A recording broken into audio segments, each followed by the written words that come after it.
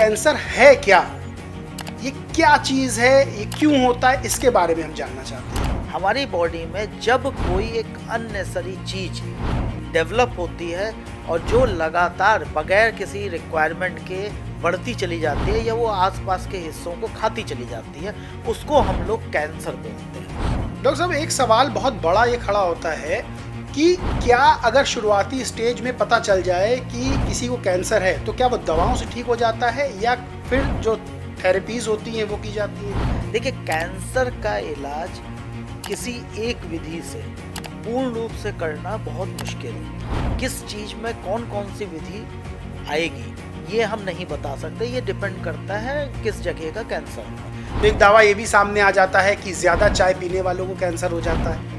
नहीं, कैंसर तो बहुत बाद में होगा। ज़्यादा चाय पीने से आपको गैस्ट्राइटिस हो जाएगी, पेट में अल्सर हो जाएंगे और आप डिपेंडेंट हो जाएंगे। अब जो ऑफिस में काम करते हैं वो तो चाय पीते हैं, क्योंकि स्ट्रेस जहाँ पे भी होता है तो वहाँ पे स्ट्रेस को किल करने के ये सारे तरीके होते हैं। खाली चाय पी लेने से कैंसर बहुत लंबे समय में हो सकता है, लेकिन ऐसी कोई भी हमारे पास कोई भी शोध नहीं है ऐसा जिसने ये बताया। नमस्कार दोस्तों, स्वागत है आपका टीवी 24 नेटवर्क में और मैं हूं अजय सिन्हा। आपका स्वागत है हमारे खास कार्यक्रम पॉडकास्ट में और आज हमारे न्यूज़ रूम में बेहद खास गेस्ट मौजूद हैं। उससे पहले थोड़ी सी विषय पर चर्चा कर लेते हैं। आपको बता देते हैं कि आज का विषय क्या है। कैंसर आपने नाम सुना होगा और बड़ा ख़तरनाक नाम है, यानी कि जैसे ही कोई सुनता है कि किसी को कैंसर हुआ तो समझ में आ जाता है कि उसकी तकलीफ़ क्या होगी। और भारत में कैंसर की समस्या यूं कहें कि दिन पर दिन बढ़ती जा रही है। इसी विषय पर बात करने के लिए हमारे साथ कैंसर विशेषज्ञ राम मनोहर लोहिया के डॉक्टर मधु रस्तोगी जी मौजूद है। बहुत बहुत स्वागत है डॉक्टर साहब आपका। नमस्कार अजय जी। डॉक्टर साहब, मैंने जैसे बताया कि कैंसर मतलब नाम सुन के ही जहन में सिरहन पैदा हो जाती है और जब कोई इस बीमारी से जूझ रहा होता है तो उसकी तकलीफ का अंदाज़ा लगाया जा सकता है। वो किस तकलीफ से जूझ रहा होगा ये वो शख्स या उसका डॉक्टर बेहतर जानता है। आज हम यही जानना चाहते हैं कि कैंसर क्या है, लेकिन उससे पहले आप बड़े डॉक्टर हैं, आप कैंसर विशेषज्ञ हैं, आपने बहुत से पेशेंट्स को डील किया होगा, बहुत से पेशेंट्स को देखा होगा और आज आंकड़ों पर बात करेंगे। लेकिन आपका सफ़र क्या शुरू से ही आप डॉक्टर बनना चाहते थे? आपका सफ़र पढ़ाई कैसे शुरू हुई और आज इस मुकाम पे जब आए हैं आप, तो आप कैसे देखते हैं इस चीज़ को? आपने तो बड़ा इम्पोर्टेंट क्वेश्चन पूछ लिया। बिल्कुल सही है। जिस समय हम लोग थे उस समय डॉक्टर इंजीनियर ही एक सबसे इम्पोर्टेंट प्रोफेशन माने जाते थे और ये कहा जाता था कि भाई इसमें से एक बनो। तो हमारा शुरू से ही मन था डॉक्टर बनने का, क्योंकि हमारे परिवार में इंजीनियर और साइंटिस्ट थे। तो मैंने इस प्रोफेशन को शुरू से चुना था और ईश्वर की दया है कि हम डॉक्टर बन गए। और लखनऊ का ही रहने वाला था मैं, लखनऊ में ही पैदा हुआ। गांव का मेरा कोई एक्सपोजर नहीं है। यहीं से मैंने अपनी प्रारंभिक शिक्षा अर्जित करी। लेकिन देखिए हमारा कितना अच्छा सिस्टम था कि जिस समय मैंने एग्ज़ाम ऑल इंडिया का दिया, एंट्रेंस एग्ज़ाम, तो मेरा सिलेक्शन बाई चांस केरल में हुआ, गवर्नमेंट मेडिकल कॉलेज केरल। और वो जो है ऑल इंडिया में उस समय काउंसलिंग नहीं होती थी, आपको सीधे सीट दी जाती थी कि आपको ही जाना है। पर्पस यही था क्योंकि आज के मुकाबले उस समय हम लोग इतना कनेक्टेड नहीं थे। हम उस समय की बात कर रहे हैं 90s की, जब आप एक चिट्ठी लिखिए तो वो एक हफ्ते बाद घर पहुंचती थी, देन ओनली आपको पता लगता था कि क्या चल रहा है। तो हमारा केरल में सिलेक्शन हुआ, हमने वहाँ जाके पढ़ाई करी। हमारा एक नेशनल इंटीग्रेशन पर्पस था गवर्नमेंट का कि यहाँ के लोग वहाँ जाएं, वहाँ के लोग अलग अलग जाएं, जिससे अलग अलग कल्चर का एक्सपोजर हो। और MBBS करने के बाद फिर मैंने MD का एग्ज़ाम, MD जो किया है वो यहाँ king George medical university Lucknow से किया, जहाँ पे मैंने रेडिएशन ऑन्कोलॉजी में सुपर स्पेशलिटी अर्जित करी। और इसके बाद मैंने पहली नौकरी मुझे मिली हिमाचल प्रदेश में, शिमला में। 4.5 साल मैं शिमला में रहा और उसके बाद फिर मैं काफ़ी भाग्यशाली था कि मैं वापस अपने लखनऊ उत्तर प्रदेश में आया। मेरा एम भी यही था कि मैं अपनी जगह में अपने मरीजों की सेवा करना चाहता था।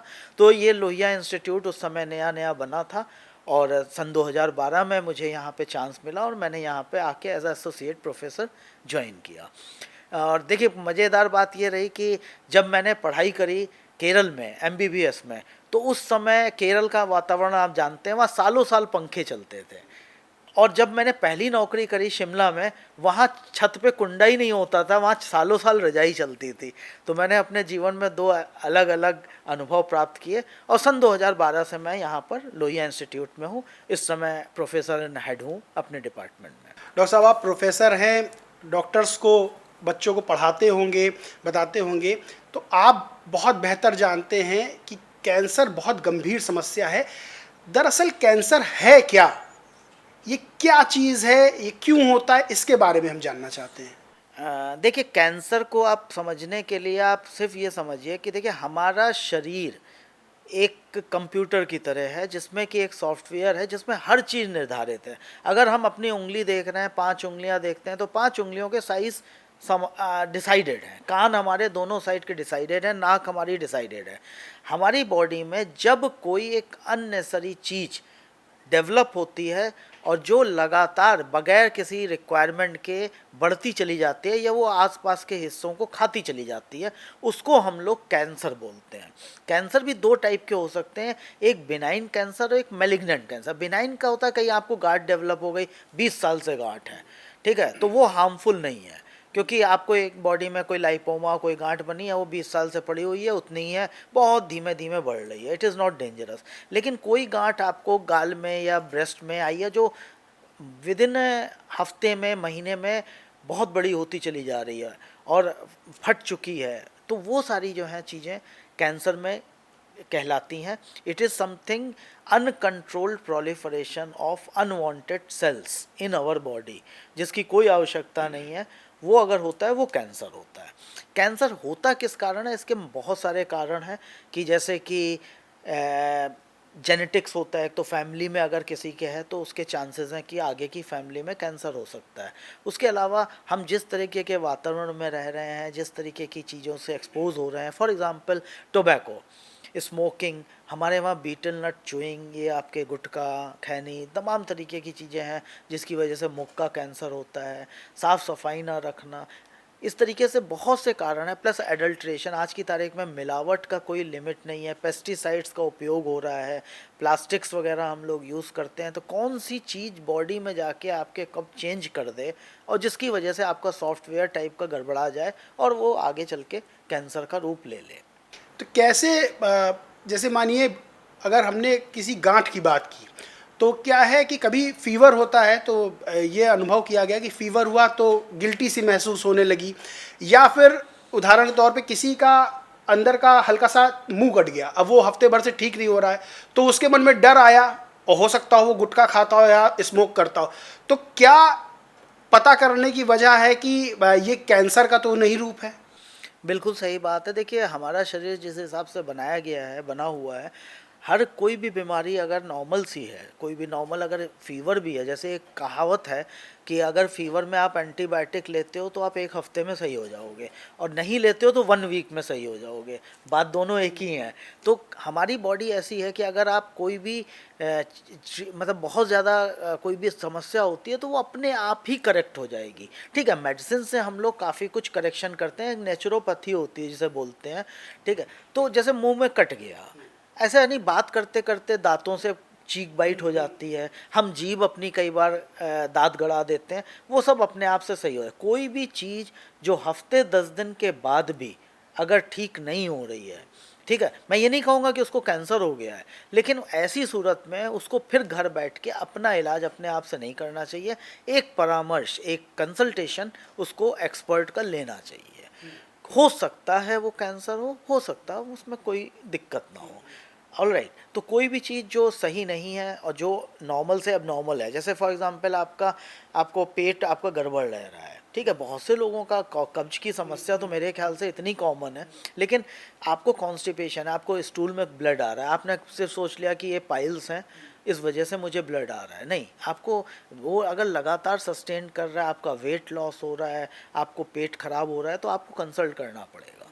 तो इसी प्रकार पेशाब में खून आ रहा है, गंदा पानी आ रहा है बच्चेदानी से, स्तन में गांठ हो गई है, ठीक है, वो बढ़ती चली जा रही है, तो इन सब में आपको कंसल्टेशन लेना है। खांसी आ रही है, खांसी में ब्लड आ रहा है, हो सकता है टीबी हो सकता है कोई और बीमारी हो, लेकिन हो सकता है कैंसर भी हो। क्यों इस चीज़ का इम्पोर्टेंस है? क्योंकि कैंसर जितनी जल्दी पता लग जाए उतना उसको ठीक करने का चांस उतना ज़्यादा होता है। डॉक्टर साहब, एक सवाल बहुत बड़ा ये खड़ा होता है कि क्या अगर शुरुआती स्टेज में पता चल जाए कि किसी को कैंसर है तो क्या वो दवाओं से ठीक हो जाता है या फिर जो थेरेपीज होती हैं वो की जाती हैं? देखिए यहाँ पे जो मतलब एक मिथ है हर एक के, उसको ख़त्म करना बहुत ज़रूरी है। देखिए कैंसर का इलाज किसी एक विधि से पूर्ण रूप से करना बहुत मुश्किल होता है। इसके लिए हम कॉम्प्रिहेंसिव कैंसर मैनेजमेंट बोलते हैं, जिसमें कि सर्जरी, कीमोथेरेपी और रेडियोथेरेपी, ये 3 चीज़ों का उपयोग किया जाता है। किस चीज़ में कौन कौन सी विधि आएगी ये हम नहीं बता सकते, ये डिपेंड करता है किस जगह का कैंसर हुआ। तो खाली उसको दवाओं से ख़त्म कर देना इट इज़ गलत होगा कहना। मगर अगर प्रारंभिक अवस्था में उसका पता लगता है, जैसे हम एग्जाम्पल ले लेते हैं कि स्तन कैंसर, ब्रेस्ट कैंसर, तो ब्रेस्ट कैंसर किसी भी महिला या पुरुष को भी होता है। अगर होता है तो उसमें ये मानिए कि पहले उसको कीमोथेरेपी देनी है। कीमोथेरेपी का क्या पर्पस होता है कि जो ट्यूमर है उसका साइज़ छोटा कर देगा, जिससे उसको निकालना आसान होगा। उसके अलावा अगर शरीर में कहीं भी इतने दिन तक कोई गांठ आपके शरीर में है तो उसको खाना पीना किससे मिलता था? ब्लड से मिलता था। तो वही ब्लड पूरे शरीर में दौड़ता है। तो उसने यहाँ से कुछ कैंसर की सेल्स अगर कहीं और डिपॉजिट कर दी तो वो भी कीमो से नष्ट हो जाएंगी। कीमो करने के बाद उसकी सर्जरी करना ही करना है।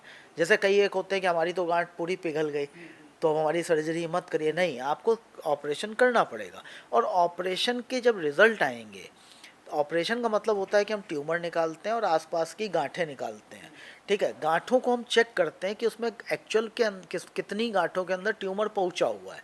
उसके आधार पे फिर हम रेडियोथेरेपी डिसाइड करते हैं। उसके आधार पे हम हार्मोनल थेरेपी भी पेशेंट को खानी पड़ती है 5 ईयर्स तक। लेकिन आप ये समझ लो कि सैकड़ों की तादाद में आज की तारीख में पेशेंट हैं। इवन आप सेलिब्रिटीज़ को ले लो, आप बहुत सी सेलिब्रिटी सुनते हो जिनको कैंसर हुआ, सब ठीक ठाक चल रहे हैं। और एडवांस डिसीज़ थी, उनको भी ठीक, वो भी ठीक चल रहे हैं। तो खाली एक विधि से कैंसर का इलाज नहीं होता। ये डिपेंड करता है बीमारी के प्रकार पे कि इसमें कौन कौन सी तरीके की ट्रीटमेंट लगेगा। अच्छा, कुछ जगह देखा गया कि जैसे अनुवांशिक, जो आपने बताया कि एक पीढ़ी से दूसरी पीढ़ी में ट्रांसफ़र होता है, तो क्या अगर किसी को कैंसर, परिवार के किसी सदस्य को कैंसर है और उसकी आने वाली पीढ़ी में या जो उससे संबंधित है उसको ना हो, तो इसके लिए भी कोई सावधानी बरतने वाली बात है? बिल्कुल बिल्कुल। देखिए पहले तो सारे कैंसर आनुवंशिक नहीं होते हैं, सारे हेरिडिटरी नहीं होते। ये मत सोचें कि भाई आप मुख का कैंसर हो गया तो हमारे नीचे भी होगा। ब्रेस्ट कैंसर सबसे बड़ा एग्जाम्पल है जो कि फैमिलियल होता है। फर्स्ट डिग्री रिलेटिव, मतलब जैसे कि डॉटर, मतलब अगर किसी को हुआ है तो उसकी मम्मी को या नानी को इस टाइप से हो सकता है। हस्बैंड की साइड से कोई मतलब नहीं है, जहाँ से जीन्स आ रहे हैं उसके हिसाब से। तो अगर किसी, मान लीजिए लेडी को ब्रेस्ट कैंसर है तो उसकी ब्रेस्ट कैंसर में भी हम फिर उसके टाइप देखते हैं कि कौन से टाइप का ब्रेस्ट कैंसर है। उसमें कुछ जेनेटिक एनालिसिस होती है। अगर उसको अंदर वो पॉजिटिव पाई जाती है लेडी के अंदर, और उसके बाद अब मान लीजिए उसकी डॉटर्स भी हैं, डॉटर्स में भी हम फिर चेकिंग करते हैं ब्लड्स के द्वारा। अगर उसके अंदर वही चीज़ पॉजिटिव मिलती है तो फिर चांस है कि आने वाले समय में इसको ब्रेस्ट कैंसर का होने की काफ़ी संभावना है। आपको एक सेलिब्रिटी पता होगा, एंजेलिना जोली, जो कि हॉलीवुड एक्ट्रेस हैं, उनकी वो पॉजिटिव थी और उनकी मदर को ब्रेस्ट कैंसर था। तो उन्होंने प्रोफाइलेक्टिकली अपनी सर्जरी करा ली थी क्योंकि उनको 80% चांसेस थे कि आगे होगा। उन्होंने प्रोफाइलेक्टिकली सर्जरी करा के कॉस्मेटिकली अपने आप को ऑपरेट करा लिया सो दैट कि आगे वो बच सकें।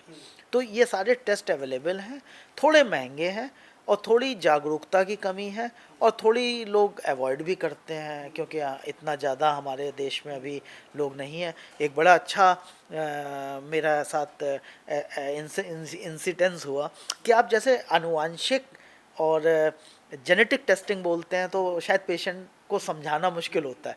तो एक पेशेंट मेरे पास आया, उसने कहा अच्छा डॉक्टर साहब वो खानदानी टेस्टिंग, मैंने कहा हाँ हाँ, मैंने कहा ये वर्ड नोट करना है, इट इज़ वेरी इजी कि खानदान में जो दौड़ती हूँ। तो एक डॉक्टर साहब उदाहरण है, मैंने देखा है कि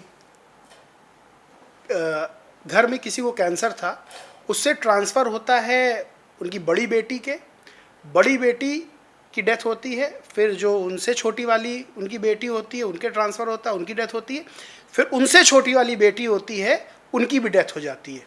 तो क्या ये अब इलाज के उससे बाहर चला गया था, क्योंकि तीन तीन डेथ, एक कैंसर पेशेंट की डेथ के बाद तीन तीन डेथ सामने आती हैं, तो फिर ऐसा लगता है कि क्या इसका इलाज नहीं था या इलाज प्रॉपर हो नहीं पाया?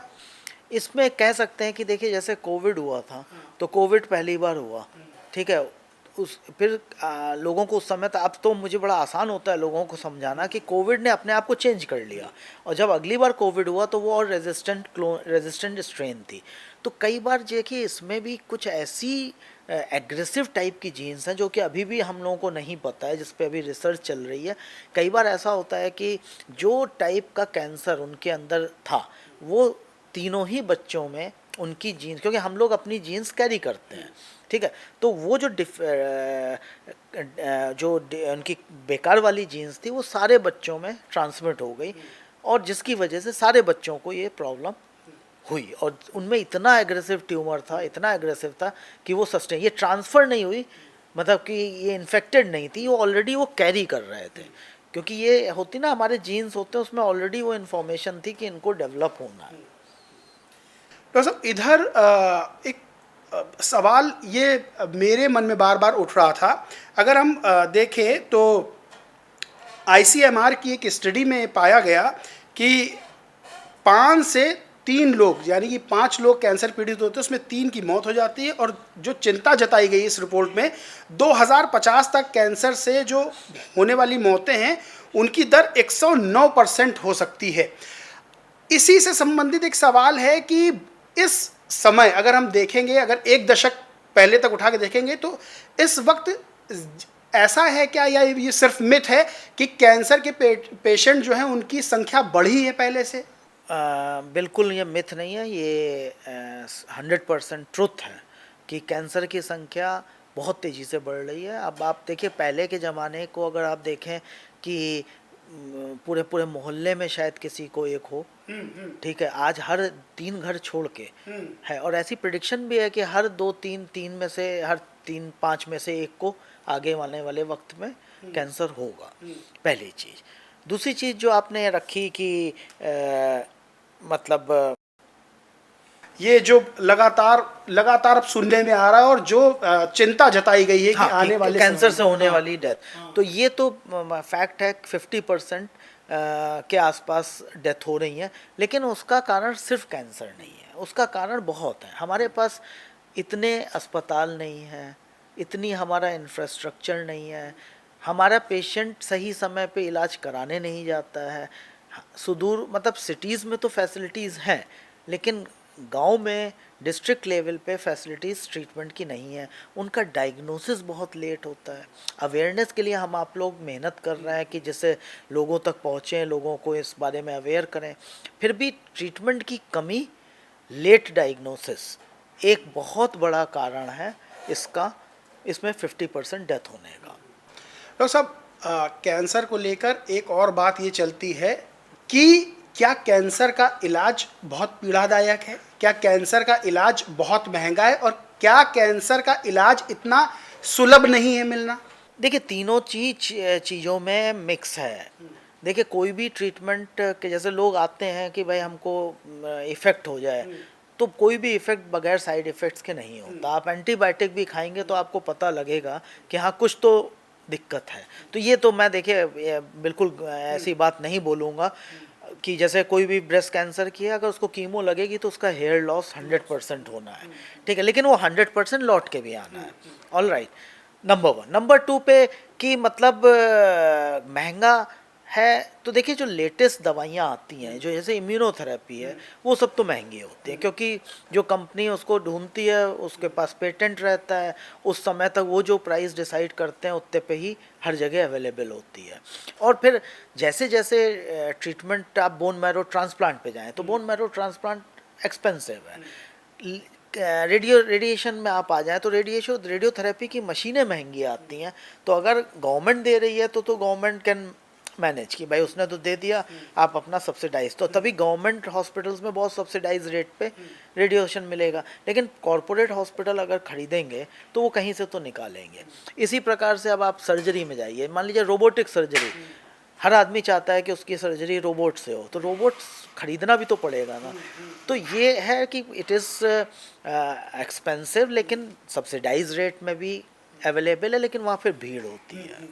और क्या ये इलाज सुलभ है, यानी कि आपने जैसा कि बताया कि गवर्नमेंट हॉस्पिटल्स में इसका इलाज है, लेकिन क्या उतनी आसानी से हो जाता है इलाज, या फिर पेशेंट को परेशान होना पड़ता है? मेरे ख्याल से देखिए पहले के मुकाबले चीज़ें बहुत इम्प्रूव करी हैं। अगर हम देखें, इवन लखनऊ में अगर देखेंगे कि नंबर ऑफ़ लीनियर एक्सरेटर्स रेडियोथेरेपी के आज से 10 साल पहले मुश्किल से 4 या 5 थे, आज की तारीख में 12-13 लीनियर एक्सरेटर हैं। और कैंसर के सर्जन्स पहले शायद 5-6 होते थे, आज की तारीख में 25 होंगे।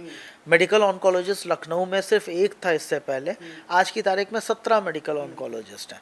तो मैं ये नहीं कहूँगा कि ट्रीटमेंट की कमी है, लेकिन आप उसी प्रोपोर्शन में जो हमारी पॉपुलेशन बढ़ रही है, ठीक है, तो पेशेंट के नंबर भी बढ़ रहे हैं, साथ में सर्विसेज भी बढ़ रही है, लेकिन हम उस लेवल पे नहीं पहुँचे हैं जो कि रिकमेंडेड लेवल होना चाहिए कि 1:1 लाख या 10 लाख, उस लेवल पे नहीं आए हैं। और हमारा स्कैटर्ड है, जैसे सिटीज़ में फैसिलिटीज़ बहुत ज़्यादा हैं, आप विलेजेस और डिस्ट्रिक्ट्स में जाएंगे वहाँ फैसिलिटीज़ ना के बराबर हैं। That is the main problem. अब यही चीज़ निकल कर आती है कि अगर उत्तर प्रदेश की हम बात कर ले तो उत्तर प्रदेश में लगभग 25 करोड़ की आबादी है, और अधिकतर आबादी वो गांवों में रहती है या कस्बों में रहती है जहां बड़े हॉस्पिटल्स नहीं है। कैंसर की तो बहुत दूर की बात, बहुत से ऐसे इलाज हैं जो नहीं हो पाते हैं, आदमी को भागकर शहर में आना पड़ता है। फिर होता क्या है कि मानिए मेडिकल कॉलेज है या राम मनोहर लोहिया या पीजीआई है, वहाँ पर भार बढ़ता है। तो क्या इसके लिए ऐसा कुछ किया जा रहा है कि हम कस्बों गांवों तक वो इलाज पहुंचा सकें जो शुरुआती स्टेज का हो, या यहाँ पर जिस तरह से लगातार पेशेंट्स आ रहे हैं उनको भी परेशानियों का सामना, क्योंकि वो पहले ही बीमारी से जूझ रहा है, फिर उसको भी परेशानियों का सामना करना पड़ता है, तो इसके लिए क्या किया जा रहा है? देखिए इसके लिए सबसे ज़रूरी चीज़ होती है स्क्रीनिंग कैंप लगाना। एक तो होता है जिसको पेशेंट को डायग्नोसिस हो गया, वो आके अपने आप से इलाज करा रहा है। एक होता है जो वो पेशेंट को पता ही नहीं कि उसके अंदर कैंसर है, वो आराम से घर में रह रहा है या उसको एक्सेस भी नहीं है। तो ऐसी सूरत में द मोस्ट इम्पॉर्टेंट थिंग है कि हम हर रिमोट एरिया में स्क्रीनिंग कैंप लगाएं, वहाँ जाके हम डिटेक्ट करें कि इनको कैंसर तो नहीं है। अगर उनको पता लगता है तो तुरंत उनको जो है एक चिट्ठी दें और उनको पता बताएं कि आपको यहाँ जाके अपना इलाज कराना चाहिए। डॉक्टर साहब, जब 2020 में कोरोना आया तो कोरोना को लेकर भी बहुत सी भ्रांतियां थी, क्योंकि नई बीमारी थी, लोगों को इस बारे में पता भी नहीं था और कई तरह के इलाज भी उसके खोजे गए। बात ये हुई कि क्या कोरोना आने के बाद से जब उसने लोगों की बॉडी को इफ़ेक्ट किया तो क्या कैंसर जैसी बीमारियों की जो क्षमता थी, मारक क्षमता और शरीर की प्रतिरोधक क्षमता, क्या शरीर की प्रतिरोधक क्षमता कम हुई है कैंसर जैसी बीमारियों को लेकर? नहीं, इसके बारे में जब तक तथ्य ना हो, हमारे पास कोई स्टडी ना हो ऐसा कहना अनुचित होगा, मुझे नहीं लगता। इस बारे में मैं कोई कमेंट कर पाऊँगा। बट हाँ कि इम्यूनिटी कम होने की वजह से है, लेकिन उससे ज़्यादा हमारे वहाँ जो बैड हैबिट्स हैं वो ज़्यादा दिक्कत दे रही हैं rather than bad life style है। आप कोविड से ज़्यादा प्रॉब्लम आई हैं, जैसे जो रील्स आ गई हैं मोबाइल पे, जो और चीज़ें आ गई हैं वो ज़्यादा दिक्कत दे रही हैं। तो कैसे जब कैंसर की बात होती है तो लोगों का पहला मन में जो सवाल उठता होगा कि इससे बचा कैसे जाए, कि हो ही ना ये चीज़? देखिए कोई भी बीमारी हो तो कैंसर को भी कहा जाता है लाइफ स्टाइल डिसीज़, चाहे वो डायबिटीज़ हो, चाहे ब्लड प्रेशर हो, सब लाइफ स्टाइल डिसीज़ हैं। तो सबसे पहले तो यही है कि अपनी लाइफ को स्टाइल को हेल्दी रखें। हेल्दी रखने का तरीका ये है कि भाई समय से उठें, समय पे सोएं, as far as possible healthy diet लें। देखिए वंस इन ए वाइल कभी बाहर खा लेना इज़ नॉट अ प्रॉब्लम, जो लगातार बाहर खा रहे हैं उससे बचें। हेल्दी डाइट, घर का बना बढ़िया खाना, और खाने में भी जो हमारे मतलब सामाजिक परिवेश में जो एक बहुत ही अच्छी तरीके से डिसाइड किया है कि सीजनल जो डिशेज होती हैं, कि मतलब जैसे देखिए गर्मी हो रही है इतनी ज़बरदस्त, तो गर्मी में सबसे बड़ी प्रॉब्लम क्या आएगी, डिहाइड्रेशन की। तो आपको जो भी फल मिल रहे हैं बाजार में, प्रकृति ने आपको तरबूज और खीरा जिसमें फुल ऑफ वाटर है, ठीक है, तो ऐसी जो सीजनल खाने हैं उनको ज़रूर खाएं। हरी सब्जी का सेवन करें, बहुत ज़्यादा फैट, बहुत ज़्यादा जंक फूड से बचें।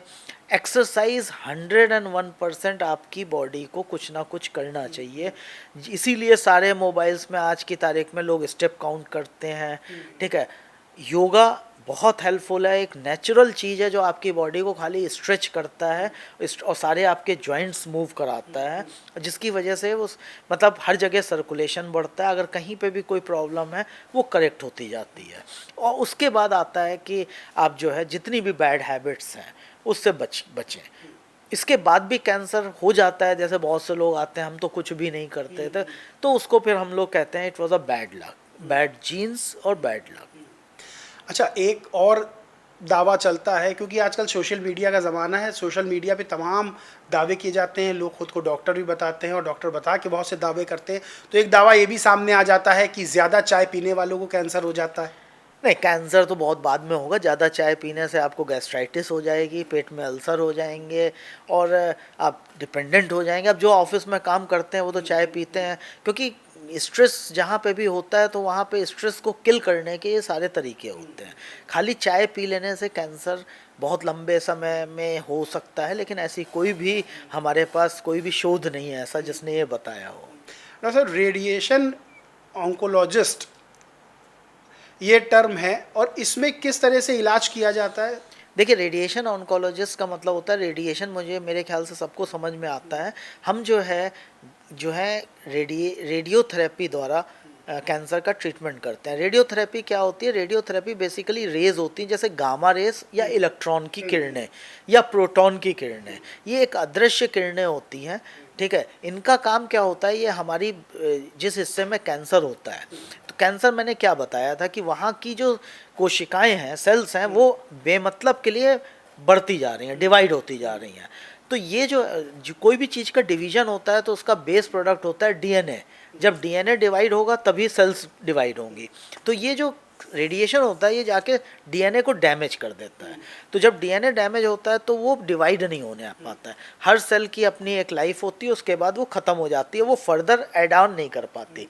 तो इस तरीके से जितनी भी डिवाइडिंग सेल्स हैं उसका डीएनए डिफेक्टिव हो जाता है बाय रेडिएशन, और ये फर्दर डिवाइड नहीं करती है, तो ग्रेजुअली जो है ये ख़त्म हो जाता है। इसीलिए रेडिएशन एक बार में नहीं दिया जाता, ये फ्रैक्शनेटेड होता है। 1-1.5 महीने तक सिकाई चलती है, किसी की 25, किसी की 30, किसी की 35।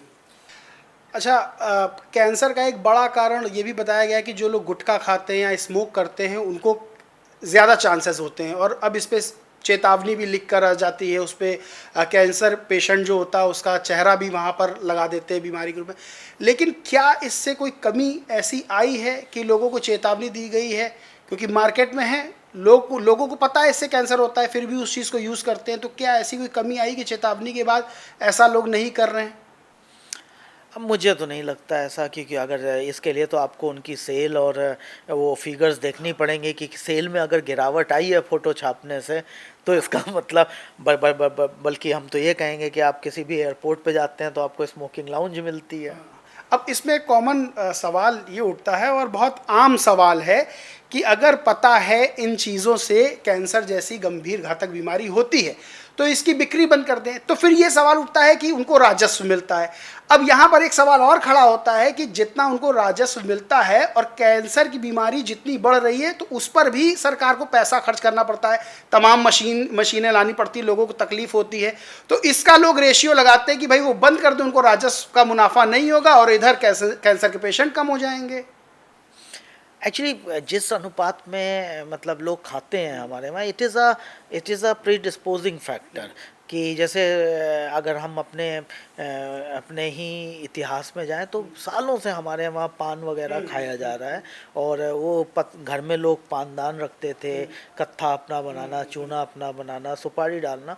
तो जो मतलब बहुत ज़्यादा खा रहे हैं और जो उसको लगातार मुंह में रख रहे हैं और साथ में अपना न्यूट्रिशन नहीं मेंटेन कर रहे हैं, उनके ऊपर चांसेस हैं बिकॉज ऑफ क्रोनिक इरिटेशन। और उसके अलावा इसमें अब आजकल जो गुटखे आते हैं उनमें और तरीके के मेटल्स वगैरह यूज़ करते हैं जिससे कि ज़्यादा उनको नशा मिले, तो वो सारी चीज़ें हार्म कर रही हैं। लेकिन जिस अनुपात में लोग खा रहे हैं वो रेशियो अलग ही अलग मान के हम चलते हैं। अच्छा, खान पान की बात कर लें तो आज सब बहुत बहुत बात गंभीर है, लेकिन उतनी गंभीरता से उस चीज़ को लिया जा रहा है या नहीं। शहरों की बात कर लें कि चाहे फल की बात कर लें, मौसमी फल तो कहते ही हैं कि उसको खाना चाहिए, लेकिन अगर सब्जियों की बात कर लें, फलों की बात कर लें, तो पेप्टिसाइड की बात होती है कि उनको इंजेक्शन लगा लगा के उनको बढ़ाया जा रहा है।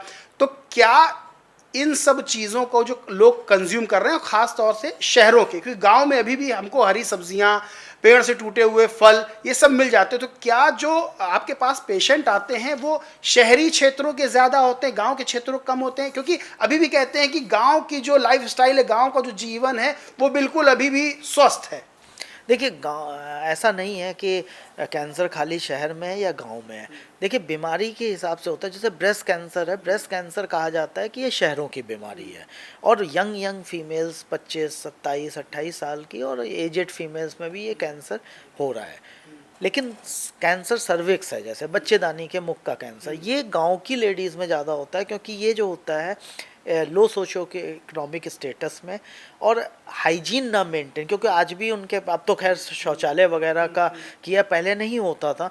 तो लो सोशियो इकोनॉमिक स्टेटस जो हाइजीन नहीं मेंटेन कर पाती हैं उनको होता है। तो कई चीज़ें रीजंस की वजह से होती हैं।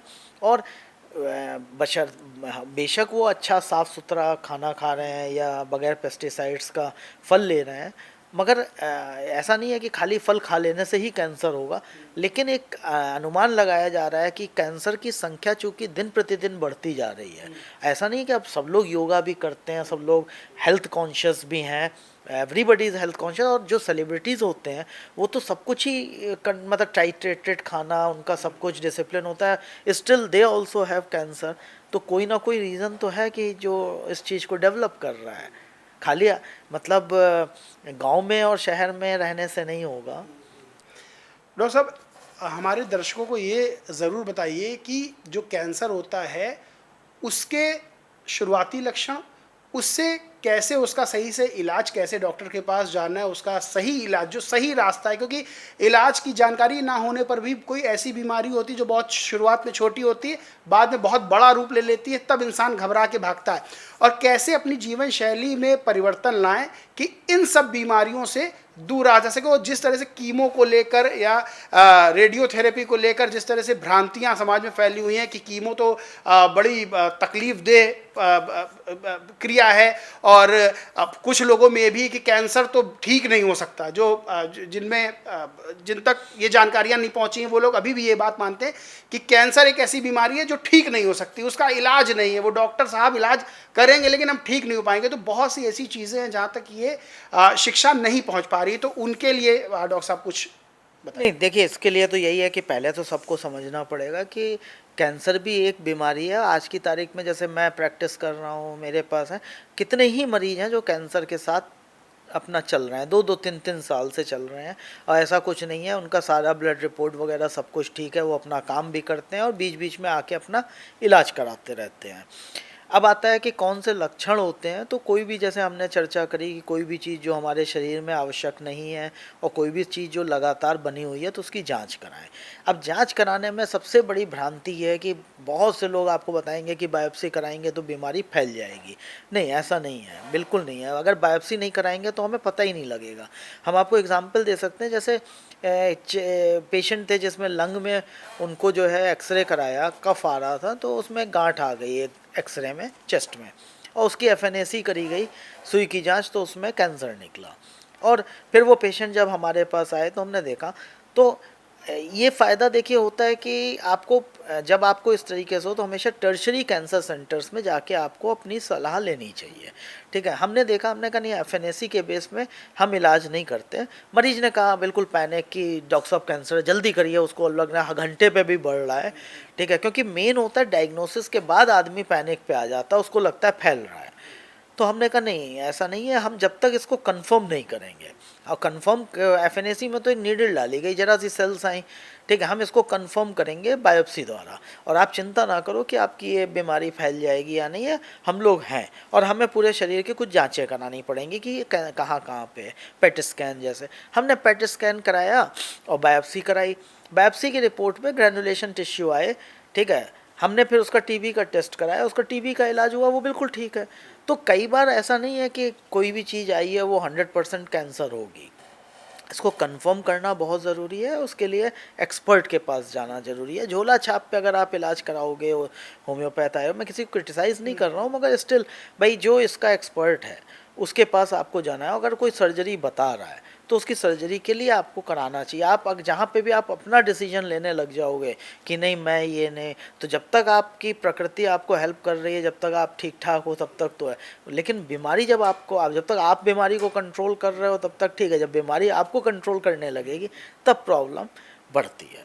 अच्छा, एक आखिरी सवाल और है कि क्या ऐसी कोई उम्र होती जब कैंसर होता है, किसी भी उम्र के लोगों को, या बच्चे हैं छोटे या बड़े हैं बुजुर्ग हैं, किसी को भी हो सकता है? नहीं, हर उम्र में कैंसर होता है, लेकिन बच्चों वाला कैंसर ज़्यादातर आनुवंशिक होता है कि मतलब उनके, क्योंकि इतनी जल्दी बॉडी में कैंसर डेवलप हो जाना, तो वो अलग अलग प्रकार के होते हैं। जैसे आई का ट्यूमर होता है रेटिनोब्लास्टोमा, वो बच्चों में पाया जाता है, इविंग सार्कोमा, इस तरह से बहुत से कैंसर हैं।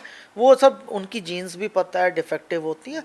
लेकिन जो बाद की एज में जो जेरियाट्रिक पॉपुलेशन में जो मतलब 65 से ऊपर है वो कैंसर होता है, वो कैंसर के कारण अलग होते हैं। जैसे प्रोस्टेट कैंसर आपने सुना है, प्रोस्टेट कैंसर अभी प्रेसिडेंट बिडेन को भी जैसे हुआ, तो ये ज़्यादातर ओल्ड एज में होता है 60-65 के बाद।